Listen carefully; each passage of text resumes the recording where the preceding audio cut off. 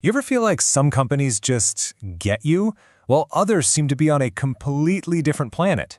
Well, the secret to that isn't magic. It's a core marketing idea that every, and I mean every, successful business has to nail: market segmentation. It's a big question, right? But it really gets to the heart of what we're talking about today. See, a huge reason so many businesses just fizzle out is that they try to be everything to everyone. It sounds noble, but honestly, it's a fast track to getting completely lost in the noise. In this quote right here, this is the fundamental truth. If you try to sell to the entire world, you end up really connecting with no one. Your message gets watered down, your product feels kind of generic, and you're just spreading yourself way too thin. It's a strategy that's pretty much doomed from the start. Okay, so if you can't sell to everyone, what's the move? Well, this is where a much smarter way of thinking comes into play. We're talking about the power of segmentation. So what is it, really? Put simply, market segmentation is the art of taking a giant, messy market and breaking it down into smaller, more manageable groups. It's all about finding these little pockets of people who share the same needs or priorities, so you can talk to them directly. So how do the pros actually do this? Well, they've got this toolkit, you could say, with 4 main ways to slice up that big market pie. Let's open up the toolbox and see what's inside. And here they are, the big 4. You've got geographic, basically where people live; demographic, that's all about who they are, the basic facts; psychographic, this gets into how they think, their values; and finally, behavioral, which is all about what they actually do as customers. Let's start with geographic. Take a company like REI. They're not going to sell the same heavy-duty parkas in Miami that they sell in Anchorage, right? They get super local, tailoring their stuff to fit the climate and the vibe of a specific neighborhood, sometimes right down to the zip code. But look, where you live is just one piece of the puzzle.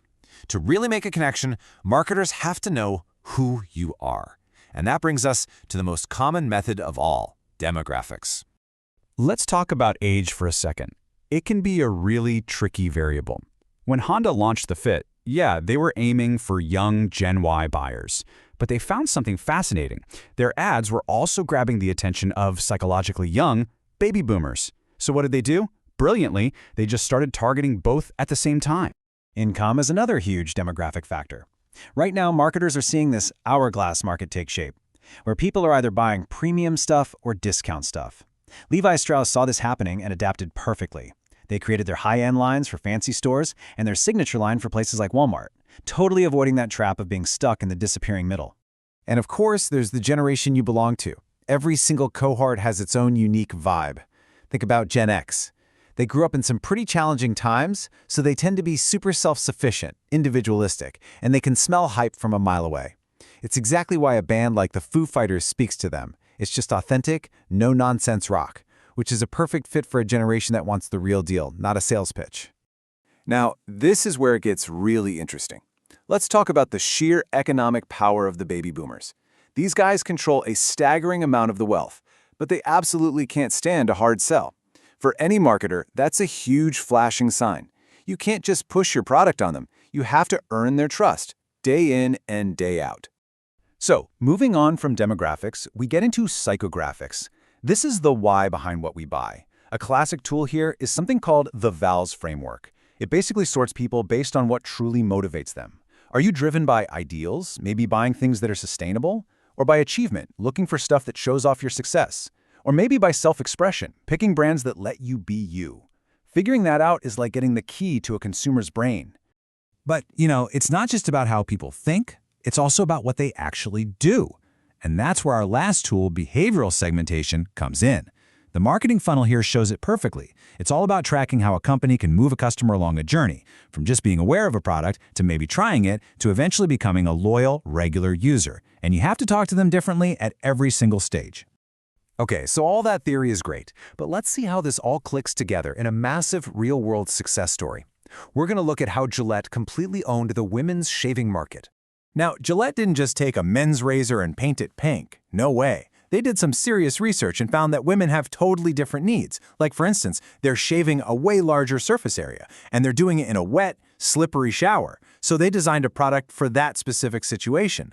But then they went even deeper, splitting their female customers into groups like perfect shave seekers and making different razors for each one. And this just shows you the incredible payoff. The result of all that work was the Gillette Venus. It became an absolute category killer. We're talking about capturing over half of the entire global market. That, right there, is the insane power of doing segmentation right. And we see this exact same thinking online, too. Look at LinkedIn. They didn't try to be another Facebook. Nope. They built their whole business by zeroing in on 3 very specific groups: job seekers, advertisers, and recruiters. Each one of those groups gets their own tailored set of tools. It's focused, and it works. So here's the real takeaway. This isn't just some abstract thing marketers talk about.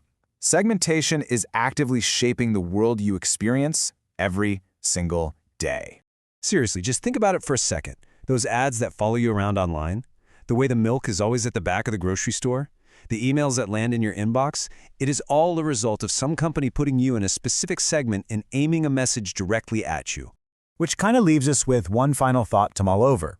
Based on your age, where you live, what you believe, and what you buy, if a marketer were to look at you, what box would they put you in? And what does that say about how the world sees you as a customer?